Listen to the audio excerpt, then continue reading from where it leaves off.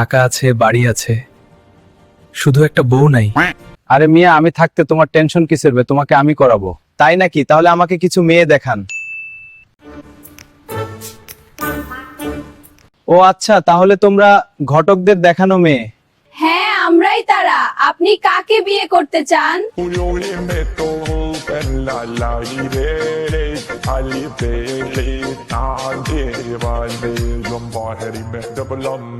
আমাকে বিয়ে করা এত সহজ নয়, ইন্টারভিউ দিতে হবে।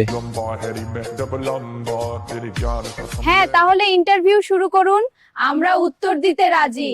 আচ্ছা, তাহলে বলতো ডিম আগে নাকি মুরগি আগে? ভাই রে ভাই, এটা কেমন প্রশ্ন, উত্তর দেওয়া কঠিন রে।